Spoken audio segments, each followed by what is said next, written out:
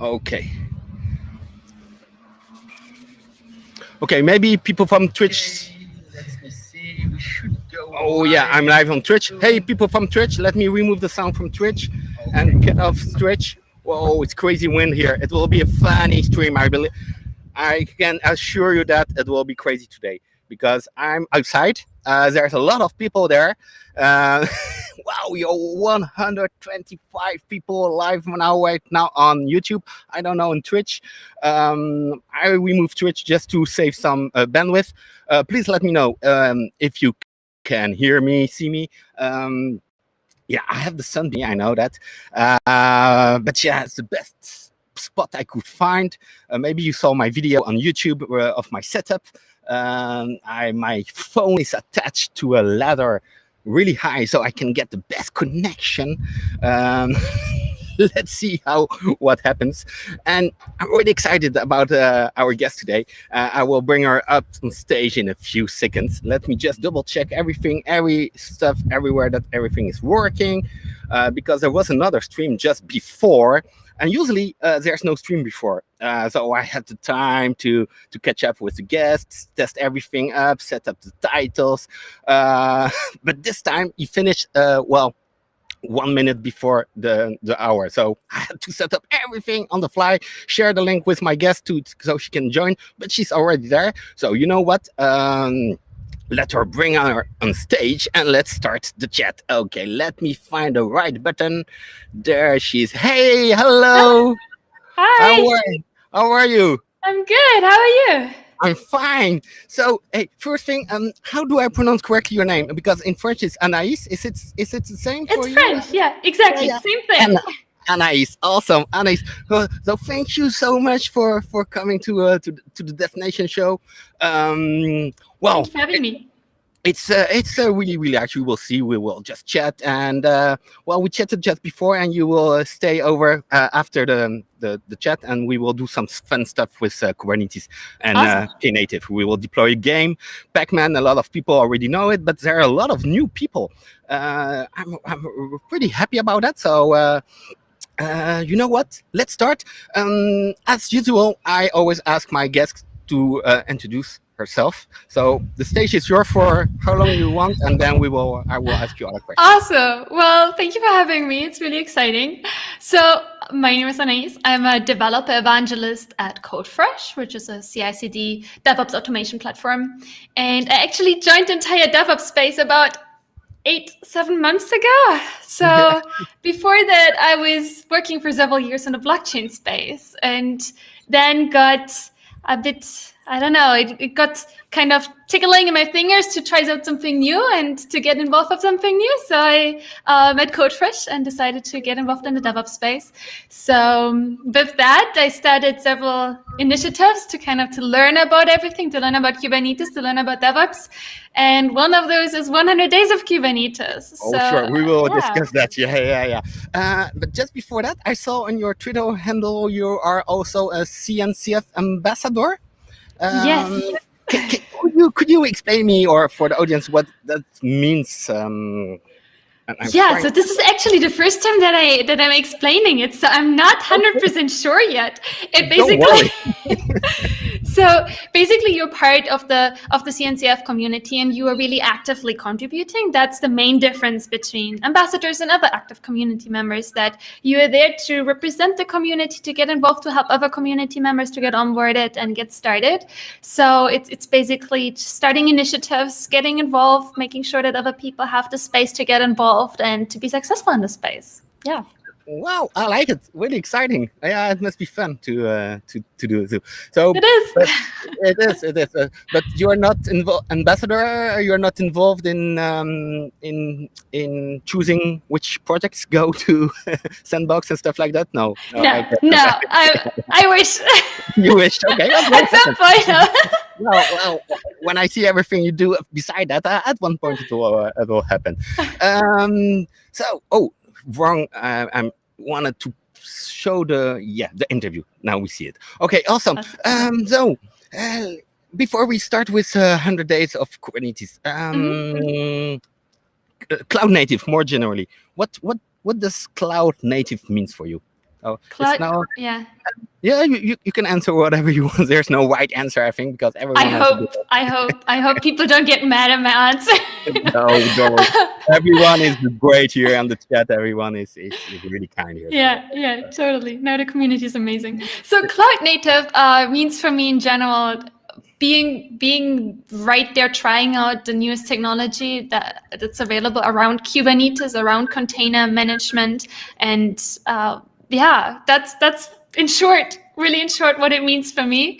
And yeah. Okay. Yeah, It's really it really depends on the organization and the community. I mean, there are different communities around cloud native, and there's, I guess, one big one, and it's really just about using the technologies that are built on Kubernetes and built on for me, it's really like the cutting edge of what's available right now, if that makes sense. Okay. And the problem is that a lot of people come from a more conventional engineering background, let's say, and me having worked in the blockchain space and now with Kubernetes full time, basically, that's the only thing I know, right? So when people tell me about the problems they have with their current setup and other technologies, I can't quite relate as much because I don't have those experiences, right? For me, there's only like this new way of doing things. And yeah. Well, yeah. You start with a fresh start, let's say it this way, and and do you do any development? Are you a developer as well, or only operations and DevOps, and do you code? I'm trying to get there. I'm actually also doing a computer science degree on my weekends. Oh, okay, cool. Wow. So I'm getting there. Okay, and any preferred language so far? The programming language? Yeah, so far I've used TypeScript and Java heavily, but I'm getting started with Go. So if you have any tips, feel free to message me. Okay, well, I'm a Java developer, so I will. Awesome. My advice is to try out Quarkus, which is the best Java framework out there.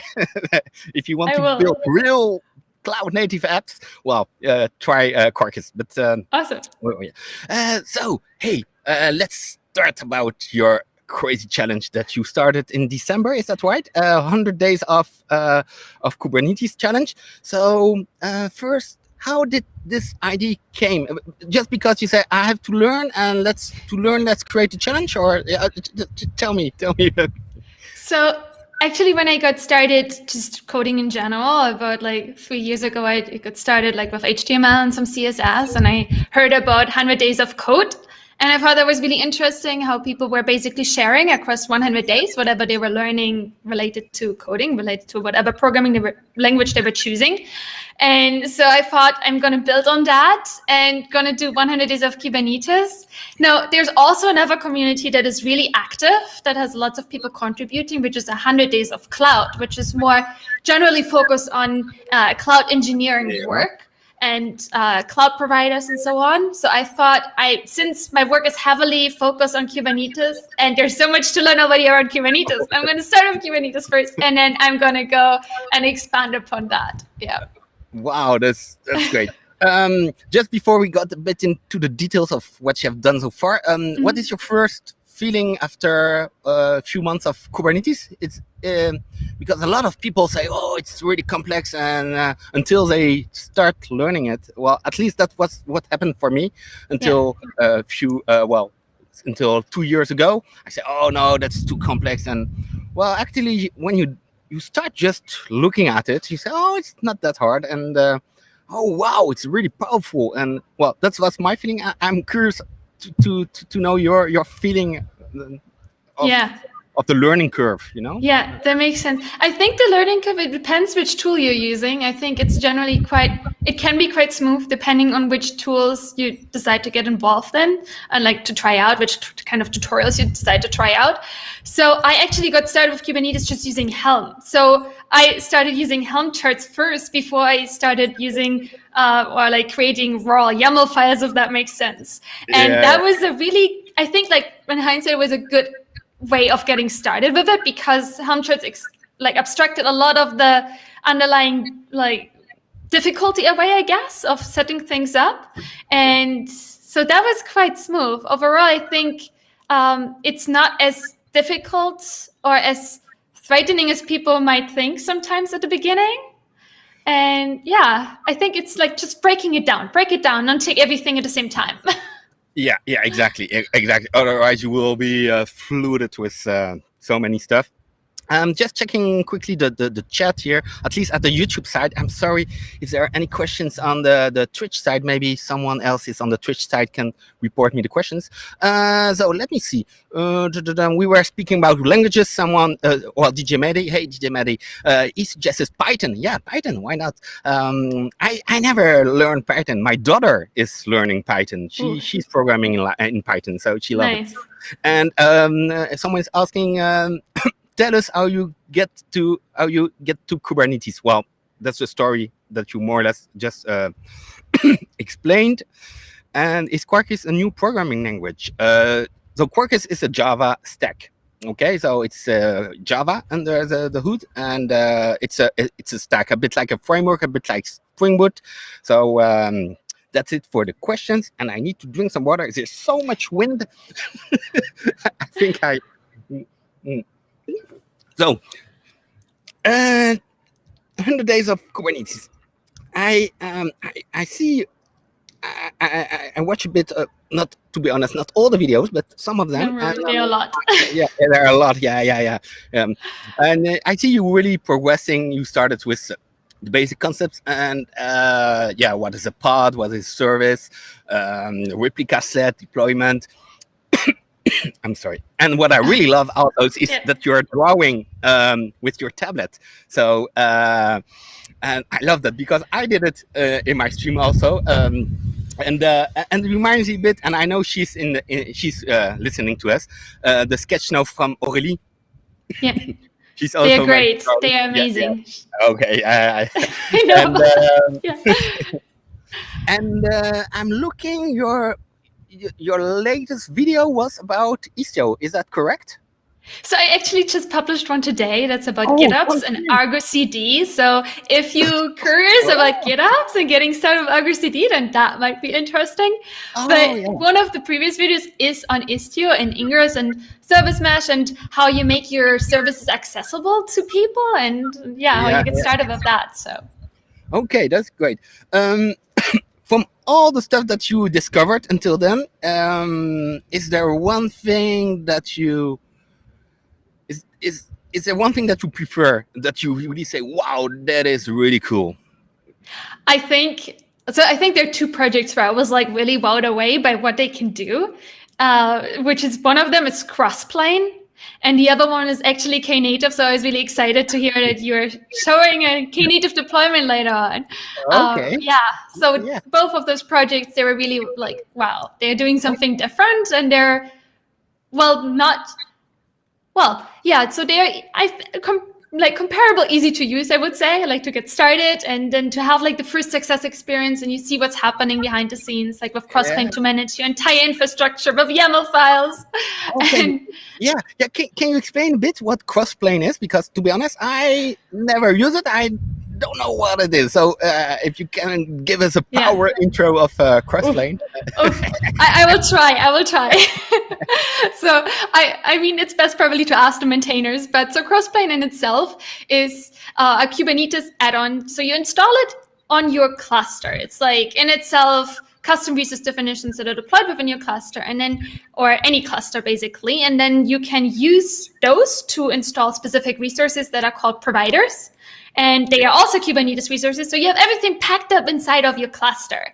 And then you can use Crossplane to create any resources that your application needs. You can create other clusters on any provider that is available for Crossplane. So you could create a cluster, you can create databases. So you can set all of that up through Crossplane. So it's all managed within your code, within Git. And you don't have to press any buttons. It's just all declaratively defined, which is really exciting. That our tool is able to do all of that. So okay, that sounds great. I need to try it out. But I'm also I'm just, someone is asking for the details of your 100 days of Kubernetes. Let me maybe paste your YouTube channel as a starter. That's probably good. Can I do that? Yes. Okay. there. So I paste in the chat the YouTube channel, and from there they can get the other details. Maybe I can also share your Twitter account. Well, I think you did. We can see your Twitter handle in your name. Yes, in the that's my parody. Twitter handle. Okay, so this You can is find Twitter everything handle. there as well on my Twitter. Exactly. I was about to say there you have a pinned tweet, I think. Yeah. And yeah. Cool. Okay. Hey, so how many days have you already done now? Yeah. So yeah. So right now I'm at day 34, and so the idea behind like the original 100 days challenge of code or of cloud is that you really do something related to the topic each day, and it could be like just 10 minutes or 15 minutes or up to an hour or so spending on a topic, right? Learning something new, and then you post basically just what you've done, what you've learned on your Twitter or somewhere else publicly. And so other people can see it, and you have kind of this public accountability. But I thought it would be nice, like as a starter, if people have like a reference video and notes for each day that I've been doing. So at the beginning, I published probably like around Christmas, one video each day, since it was at the time I have time to do that, and now it tripled down to like 2 or 1 video each week. So yeah.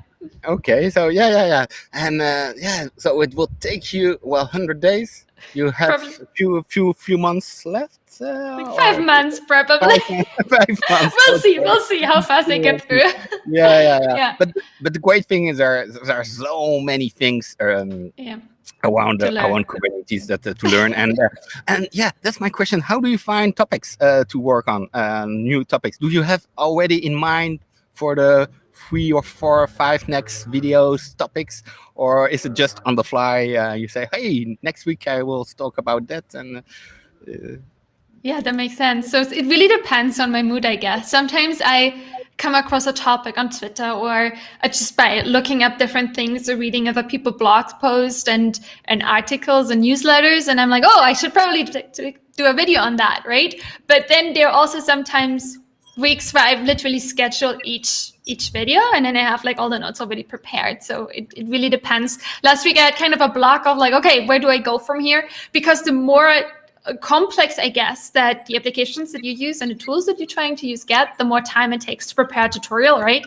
So I want to be also intentional with how those tutorials build up on each other, so you can feed off the previous content and then build upon it and make your applications more complex as well. Okay, great. Someone is asking in the chat, it's Alec, any lessons for future explorers of Kubernetes? Well, you answer that partially by saying cutting it in pieces, not everything at the same time, but maybe there's some stuff that you would like to add. Yeah, definitely. So what I think is really helpful is reaching out to people publicly. Like there are some people whom I coldly messaged and I asked them for help. So I'm really shameless in that sense. I just reach out to people and ask for help if I can't figure things out. Also, a lot of those projects have really active Slack communities where you can ask questions, and then either other community members or maintainers will get back to you and help you out. But also just being active on Twitter and highlighting what you're working on. And that was kind of the main idea behind 100 Days of Kubernetes. This was mainly selfishly motivated of me just wanting to show what I'm doing publicly, so people can also give me feedback, so I can improve upon what I'm actually learning. So that's also another part of it, that I want to put it out there publicly, so people have an incentive to help me, or like maybe they are interested in what I'm learning, and then they can provide input. Yeah, it's great. I can see that the interaction on Twitter is great. You publish a video and people reply, hey, you should watch this. I remember I put you some links to tutorials that we were writing in the team. And it's good. This would be great. Yeah, it's really great. Let me see if there are any questions. Oh, yeah.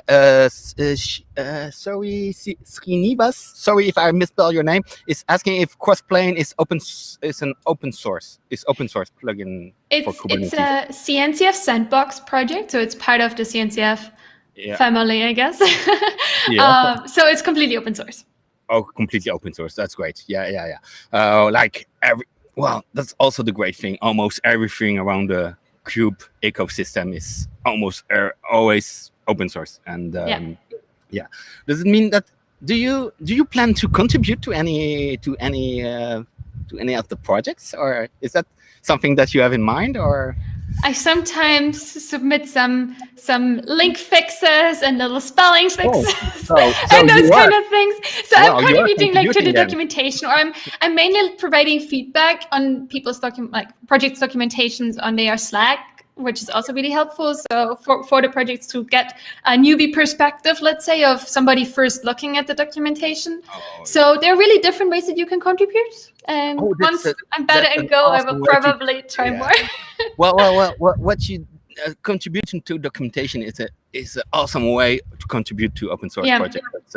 That's what I often tell to people. How do I start to get in these communities? And there's documentation. There's also opening tickets when you see something wrong, okay, or opening features request, and be kind. When you do that. I just reminded because sometimes people forget it.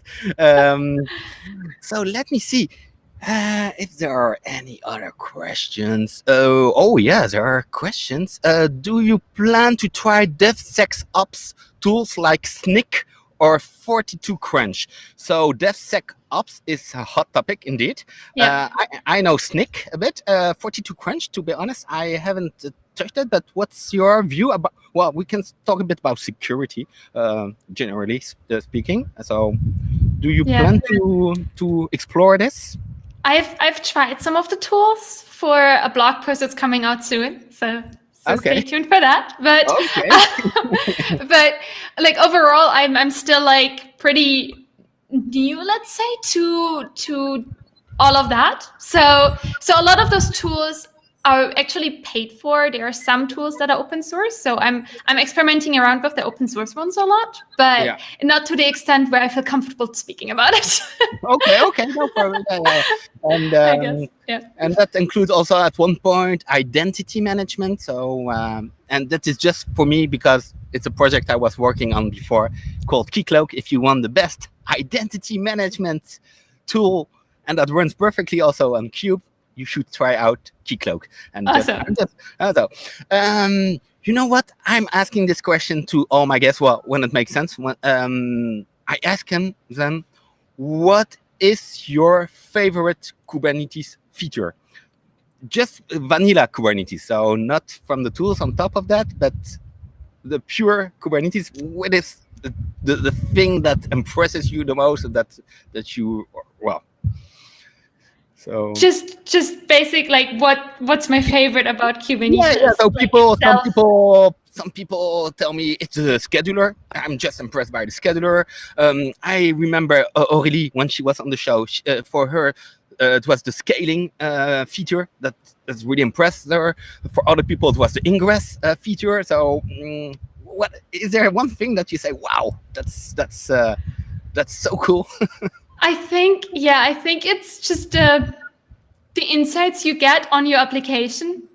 Yeah. I think that's just overall, that's probably my favorite part, that you can see exactly what's happening with your application and your deployments.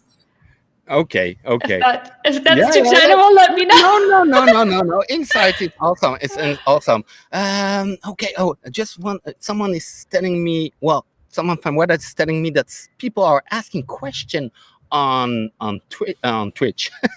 So you know what? What I will try to do while we continue, and you know what? I asked you the second question, which is more or less related to this. If you could dream of any feature, existing feature in Knative or any other framework, or that doesn't exist, and that could be included in the next Kubernetes release, what would that be? Well, those are things that I actually never really think about, just because there's already so many different tools that I want to try out already. So I don't even know if the things that I'm dreaming about doesn't already exist, right? So there might be something, right? I think a lot of times it's nice to have something out of the box added. So for example, like if you set up one thing, then you would like to have like everything kind of coming as a package with like one-step deployment kind of stuff.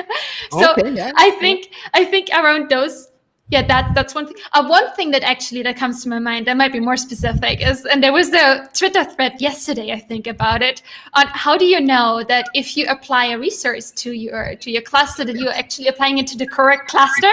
And I think you ran the conversation, right? And there's no like one way that people do it right now. And And you know what? I was in this conversation and I was so much triggered by this question that I wrote an operator, a really simple one in Bash, that do a kubectl cluster info, and then that pings you, prompts you for a question: do you want to apply this resource? Yes, no. And if you say yes, it applies. And so it's really fun. But okay, I see your point. Interesting. Yeah. And what you say, one-step deployment, it's often something that comes back. And when I ask this question, I remember someone was telling, he was from the Java world, and when you make Java application, you end up with a jar file. And he was saying, it will be cool if I could just take my jar file and deploy directly on my cluster, and that the cluster take care of creating a pod or a container around it. And so there. No, but awesome. Thank you for all this answer. And so Chris Short, which is managing the OpenShift TV channel, said he will hand over the question to YouTube. Let me see if he did it. Not yet, but there are other questions. Have you learned how to use sealed secrets yet? Oh, that's interesting. Is that a topic that you touched already? I haven't looked in detail, like I haven't tried it out myself yet, and I haven't looked at detail at it. One of my coworkers had actually an amazing video on his YouTube channel around sealed secrets and how you basically can use them to make your GitOps deployment happen and have everything defined in Git. And so it's definitely on my list as one of the next videos to take a closer look at that, but I didn't do it yet.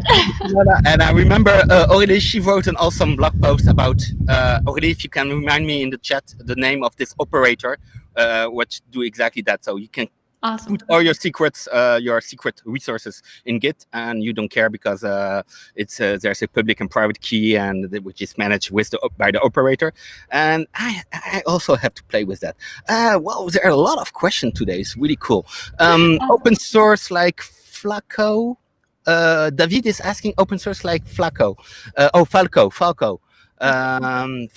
Yeah. Do you know Falco? To be honest, I don't know. Falco, I know, but I haven't tried it out yet. Okay. So look, people are suggesting stuff. No, I will put on my list for the next day. Put it in your list. Yeah. So another question: what would you simplify in Kubernetes? What is simpler after you got to know it, but look very complex initially? Okay. Yeah. So do you have something to how could we simplify it? I think just the way that services are structured, that's something that I struggled getting started with the most, to be honest. I didn't know which container port, service port, and how to define all of them. If all of them have to be defined, how I connect them with each other. So I think for me, like just the management of services is still like something that I sometimes struggle with, and just none of my resources find each other yet. So I think that's something that can be, or it would be nice if it's simplified. I mean, I don't know the exact reasoning behind it, but that's definitely something that also it's a bit too complex. Like when you look at the documentation, it's basically all the information is there. And when you get started, you tend to not use all of the information, right? Yeah. So if you just getting started with Kubernetes, just think about what you actually need. Like whenever you look at new documentation, because it's likely that the documentation is far more complex than what you need for your basic starter setup. Yeah. Okay. Yeah.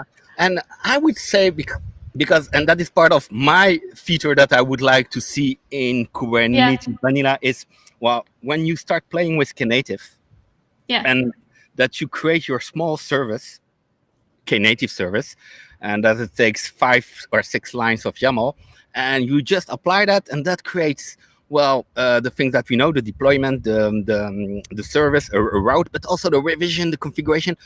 All the magic happened in this 5 lines of YAML. And I remember last year I was doing a lot of Knative, and then you go back to vanilla Kubernetes, and you say, I have to do the deployment, and then I have to do service. Oh yeah, but it was so easy with Knative. I had a similar experience trying it out for the first time. I was like, what was I doing the entire time? Writing all the YAML files, right? And pretty much, yeah.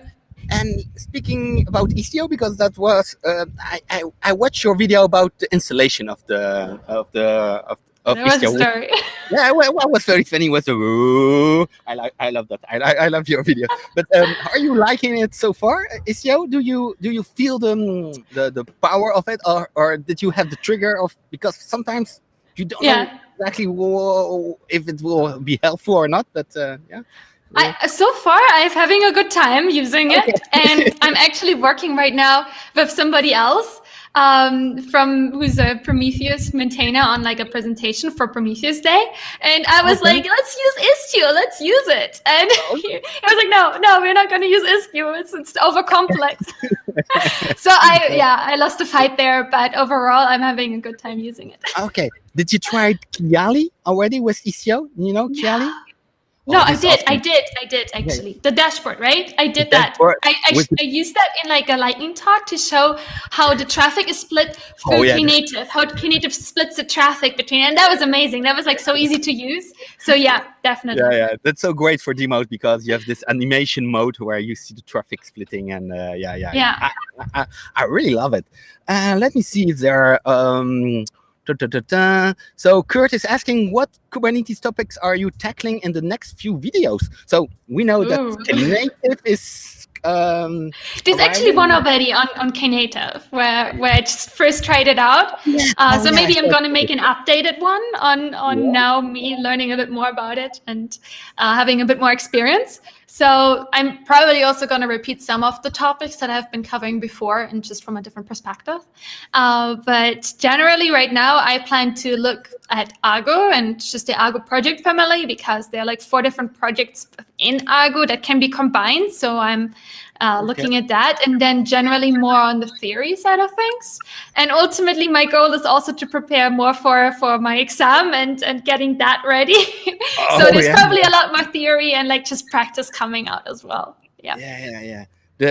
When do you do your exam? Is it the Kubernetes certification? Is it right? The developer certification. That's the one I'm going to do first, and then the other one, hopefully. We'll see. And you will have to remove everything from your wall. And the crazy setup? I think, because Aurélie told me that when you do the remote certification, you are not allowed, you have to move your camera around to show that you don't have a second screen, that you have nothing on the walls. And, that's something that will never be possible in my office, because I watched your setup video, and your cable management, it's a dream compared to mine. Is it? I was ironic. I was completely ironic. I was like, look at this beauty. No. I will send you pictures. You will see. It's awesome. So that's something you have to be aware of. That I actually have to do that whenever I take a university exam, because it's an online degree. I have to like film everything and show them exactly where I am and remove stuff, and so it's always something. Oh, cool. Oh, more questions. So awesome. So Srivinas again is asking, we have so many CDs, Jenkins, Xargo, SpinMaker. I could add Tekton, for instance, tools for Kubernetes. Which is the best one? I can't answer. It really depends on you and your setup and your needs. Exactly. Have you planned to check Tekton? I have. But the thing is that Codefresh provides like CD functionality, so it has everything packed on one. So there's little need for me to right now try out something else, because it's already, I know how to use Codefresh, and it's just this one step for me right now. That's true. That's entirely true. I think I asked the same question when I was speaking with someone from GitLab. and who has also their CI solution. And I say, oh, which is the best one? And he say, well, let me see. Already just a comment. She says, oh, it's nice to see such an enthusiastic person, and I think you inspire a lot of people. Sincerely, good job. So that's awesome to Thank yeah, you. yeah. Thank you. Back to you too. Thank you. Yeah. And already, oh yeah, about the exam, she says, watches are not allowed to. I was in my bedroom in my bed. Oh yeah, that's maybe a solution. Yeah. Okay. Cool. That's pretty cool. I don't see the questions from Twitch. I'm so sorry, people from Twitch. You can message me. Send them over these questions. I will reply to all of them. Yeah, exactly. Because we have the replays. Let me try that, and then we're good on time. You know what?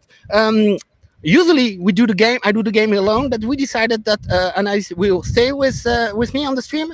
She will stay with us, and she will see how I deploy from scratch the Pac-Man game that you all know, and that will be an opportunity for you to discover maybe OpenShift. I don't sure if you ever play with OpenShift. I've only used the tutorials. Oh yeah, let me go on our Twitch. Oh, let me remove the sound. Oh yeah, but there's no history on the chat. So I'm really we will make sure to get the questions and we will answer them. So you know what? Let me share my screen. Start screen sharing. Okay, entire screen. So let me bring it here on stage. We should be here in Inception mode. Okay, I always love that. And now I'm going blind because I have just one screen. But the thing is, so I got here my cluster. So that is an Kubernetes cluster. It's deployed on Amazon. Okay. I can show you how it looks like. I deployed it just before this talk. There are, let me see, 2 masters, of course, and I think I scaled it a bit up. Yeah, 5 workers and 3 masters, something like that. Okay, and that is the admin view UI. Okay, which is great when you love all the complicated stuff. But there's also a developer view. We will come there in a few seconds. Just the thing that I would like to show you are the operators that are installed already. So I installed Streamzy. Streamzy is to play with Kafka, to create your Kafka cluster. Did you try? Did you play with Kafka a bit? I haven't yet. Okay, so when so much to do. So much to do. When you will come to the point of playing with Kafka, you have to install this operator, open source from the community, called Streamzy. Okay, and this operator is awesome because if I go here to my Streamzy operator, okay, once it's installed, well, it provides all these CRDs, and the most important one is Kafka cluster. And just by doing a few clicks, I can use the form view or the YAML view. Okay, you can keep the defaults. That creates a free instance Kafka cluster for you. That creates all the services, all the stuff, and just press create, and you have your Kafka cluster. So that's something I did before. If I go to my workloads, to my pods, I should see here my 3 zookeepers. So to keep everything in everything in sync, and here my 3 Kafka clusters. Okay, that's cool. And my other operator that I installed is a Red Hat OpenShift serverless, which is Knative. I just here installed the product version, which is exactly the same. It's just with the support of Red Hat behind, but under the hood, it's just Knative. Okay, and what's the installation process? The installation process. Look, if you are on OpenShift, you go to the operator hub, and you search for something like, for instance, Istio. Search for Istio, and we should have here different operators. And yeah, let me pick just this one. You choose this one. You say install. You choose your version, what you want. You click install, and that will install the operator for you. Okay. Awesome. Though it's pretty easy, and of course you can, if you are using another cluster, you can just also apply the CRDs and from the command line. But I'm just showing here the nice stuff, all the nice stuff that you can do with OpenShift. So for serverless, the only thing I had to do once I had installed the operator is it creates for you already two namespaces, Knative eventing and Knative serving. And in Knative serving, you have to create a Knative serving instance, which I already created. Okay, so what I want to do now is to go to the developer view. Okay, and developer view, that's for developers like me that just want to do point and click. Okay, but Knative serving, let me go to, I should have created a namespace, well, project. So in OpenShift, we have projects, which are namespaces, but a bit more than that. Okay, it's a wrapper around the namespace. We add some extra features, and now I don't know which these features are, but for me, it's just like a namespace. Okay, and I created one, a namespace called Pacman, which is completely empty. And here I have my topology. And for my topology, I can deploy my workloads. And well, I have several options to do that. I have some samples, of course. I could point to my to any Git repo, okay? And OpenShift would clone my repo, and it will detect which technology it's using, if it's a Node.js app, if it's a Java app. It will build it, create a container, and create a deployment and run it, okay? I can also directly point to a Docker file, but what I want to show you is this container image, okay? And here, what I can do from here is just point to a Docker or for any registry, I can point to an image. And in this case, it's CB2706 Pacman show, okay? And he will validate my image, okay? Do some validation, like make sure I'm not using a root user in my container, stuff like that, okay? I can change here the icon. Let's make it Quarkus. Okay, the name of my application, that's great. And here I can decide which type of resource I want, okay? I can do deployment, that's the default one. It will create my deployment. I can do deployment config, that's something specific to OpenShift, and then we are trying to move away from it to stick to deployments, okay? And look, because I installed the Knative operator, he also proposed me to create directly a Knative service from this image. Okay, so we are going to try this. I usually deploy this game as a deployment. Let's try it as a Knative service. Okay. What would happen if you use the deployment right now? If I use deployment right now, it will create a deployment object, and a pod will be deployed. And because I keep this checked, it will also create a root, an OpenShift root. That is an ingress from OpenShift that is using HA proxy, and that will just expose my deployment, because it also creates a service for me. So, awesome. So everything is great for me. Let's try Knative to see if that is going to work. It should work. There's a few things I need to do. I need to set some environment variables. And I can do that directly before I deploy everything. And you know what? Let me just, I use here my cheat sheet because it's boring to type otherwise.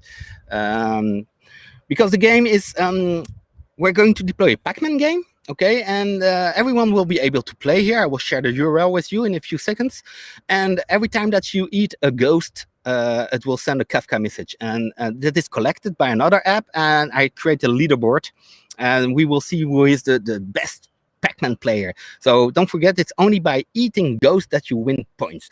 But I need to tell my app where my Kafka cluster is running. And because I use the default one, it's always the same address, so I can rely on that. There we go, my cluster Kafka and Kafka namespace, there we go. And it's one thing I want to change, and that's, I never did that before for this game. I want to set the concurrency target. Let's see how many people are online. Yeah, a lot of people. So let's set to 2 concurrent targets. Well, 4. So that means if there are more than 4 concurrent connections, my app should scale up automatically. I don't know if it will happen. We will see if it happens. And that's it. Okay, concurrency target. So let me create this. And let me see if everything goes as planned. So if I go there, my revision is created. Okay, my pod is getting created. Pod's creating. We can check the logs. Here we should see. Let me see. Let me drink some water. It's the time when we go. Oh, exactly. Yeah, there we go. And an invalid URL. No. Wait. Invalid URL. Let me see. My Kafka cluster, Bootstrap Kafka cluster. Look. I missed. I probably added this. Okay, that's not a problem because I can go here. I can go edit service probably. Can I edit my service this way? Kafka. Yeah, there we go. That's it. That should do the trick. Okay. It's updated. Let me see the topology. And now we can do. Oh, looks, it's running. Is that the one? There it is. There it's running. Yeah, let me see if it's the correct one. Yes, it's running. Okay, so you see, it's easy to change things. So it's running. My Pac-Man game is running, and let me deploy the second app, which is the Kafka stream that will manage all the scores from the Kafka topics. That is easy. Let me deploy that as a regular service. That's called the aggregator. It's version 3. Okay, I can put the Quarkus icon as well, and this one, let's deploy it as a regular deployment. And I also need an environment variable. Let's try to not copy too much this time. So that is my Kafka stream. There we go. Stream and my cluster. Whoop. And let me see. Look, I did it again, but this time I saw it. I remove it. Create. There we go. Cool. So that should deploy my my other application, which is here, the aggregator. And look at this. There's no traffic on my Pac-Man pod. And since it's knative by default after 1 minute, it's just scaled down to 0. Okay. And now, people, what we're going to do, I'm going to share the URL with you. And what we should see is that the pod comes up. And we will see if it will scale up or not. I have no idea. But anyway, you see it's terminating. Let me go here to the YouTube chat. There we go. Oh, a lot of questions. I will come to the questions right after. Let me see. I shared the link there. So people, we should see when people start. Hey, there we go. It's spinning up. So people are accessing that. And how many pods do we have? One pod. Okay, that's just one pod. One pod. Okay, maybe 4 was too. I could have been more aggressive. Set the concurrency target to 1. Okay, maybe it will have scaled up. But anyway, it's not really an issue. Let's see if we can access the game. Okay, so you can do it as well. Anaïs, you should see that it generates a username for you. I was too quick. And, well, let's play. Remember, you only make points by eating ghosts, okay? And I will bring up the leaderboard, and we will see how many people are playing. So let me see there. Let me try to make some points, and then I will bring up the leaderboard. Let me see. Let me hit pause and let me go to the leaderboard. The leaderboard is there. I got here another URL that has been created for me. Let me open that. And look, we have some players. We have 1, 2, 3, 4, 5, 6, 7, 8. 8 players. Wow, we can do better than that, people. Just join the game. Okay. And we have Brendan 1880, which is leading with 7 points. Oh, people are joining the game. Awesome, cool. Chris, if you are on the stream, if you can share the URL on Twitch as well, so people can join. And you can see every time that someone joins the game, I sent also another message on another Kafka topic, and I'm merging all of this stuff. And yeah, let me see. Well, Brendan is doing great. What is your nickname in the game, Anaïs? Are you playing? I have to find my nickname. Where is it? Oh no, I died. Oh, you died.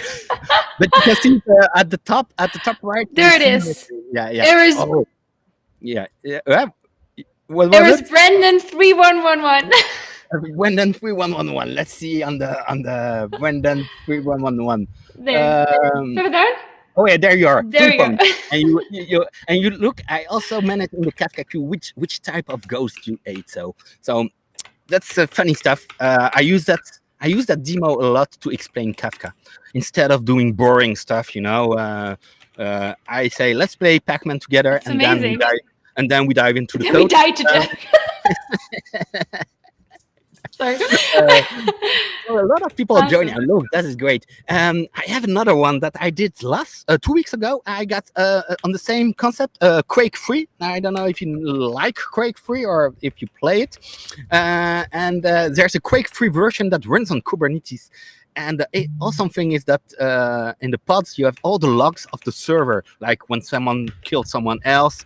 And I wrote a small application that scrap these logs, and that sends it also to a Kafka topic. And we have this same kind of leaderboard. So it's really funny. Let me see. Yeah, a lot of people are joining. While people are joining and playing, I will leave the server a bit up until tonight. So if people still want to play, it will be up. And let me see. Oh, James is taking the lead. I just want to check the questions because there are a lot of questions. So you see here behind the scenes. I heard Kafka installation is not simple. Did you use OpenShift to install Kafka on Kubernetes cluster? Well, I use Dreamzy, which is an operator. You can do it on OpenShift, of course, but you can do it on any cluster, even on your Minikube if you want, or if you want to install Kafka. Go to Streamzy. Let me type Streamzy, and you go there to Streamzy. And that is just a generic operator that you can deploy on any kube cluster, and it makes your life so easier. It's even easier to deploy a Kafka cluster on kube than on your local machine, to be honest. So that is Kafka. Let me paste that in the chat. Okay, there we go. Sebi is running an OpenShift cluster. Oh, Gigi Medi, thanks. I didn't saw that you answered. Thank you so much. Mahmoudjan story. Which OS is behind OpenShift? Well, it's a RHEL. Which version I could not ask. Can we see that in the notes? Topology. If I go back here to the admin view, and I go, if someone knows it in the chat, someone from Reddit, because. Let me see nodes. Can I see the labels maybe? Inventory, CPU. I'm not connected on. Otherwise, I will do a kubectl, show nodes, show labels. But I'm not connected on my terminal, so I cannot answer this question. But exactly. But it's a Linux RHEL. Because Red Hat. I cannot tell you exactly which version. I'm a developer. Remember. Let me see. Then I share. Oh, Chris, there you are. And Chris answered as well. So I should read after because people are just answering. Can you speak a little bit about blockchain deployment, like Hyperledger? Well, I cannot speak about it. Can you speak about it, Anaïs, about blockchain? I don't know enough to speak That would about get us into a rabbit hole, I think. That would take another few hours if we get started on that topic. Okay, but it's good that that you mentioned that. I will maybe cover this topic for a next show.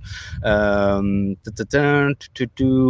and Marek is answering, so that is super cool. All right, let me go back to the leaderboard. I'm curious to see the leaderboard. Wow, look at that is a lot of people are playing, and James is really taking the lead. He has 10 points in advance, and then we have Dennis. Oh, Margaret now. Margaret and Dennis are at the same. have you still the same? Oh yeah, you have 6 points. Is Yeah, I've stopped playing now. still playing? But you can keep the URL and you can start playing Awesome. after that. Yeah, I don't have the code here, but I still need to clean up the code of that, and I will write probably a blog post to explain how to deploy it. Because here I did it the cool way with the stuff, but in the end it's just a deployment. I will just have to deploy to provide a deployment, and oh yeah, I was curious to see if it's scaled up. Let's check this. Pacman here, one pod. So I think one pod was. I think that the concrete target of 5 was too much, because I think you really need to have more than 5 people hitting at the exact same time the server. Usually I use a tool. Maybe you know the tool Hey. Yeah. So I do an Hey something like that, and then it hits. Oh, you know what? We can try. I got 4 minutes left. Let's try to do that. let's hit the server really hard with the URL. So let me go here. This to my revision.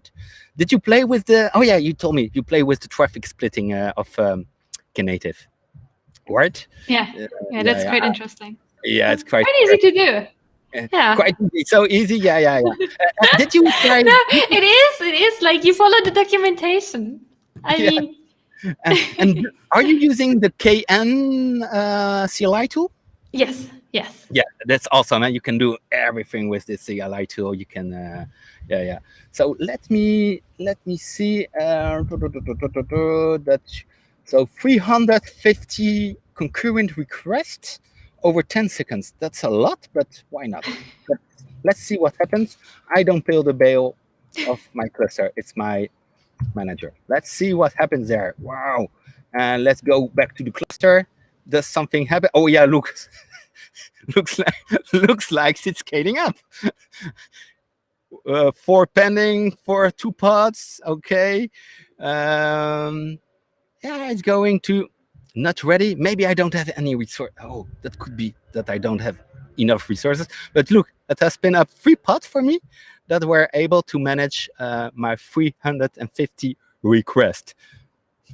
That's cool. So people can also see scaling up.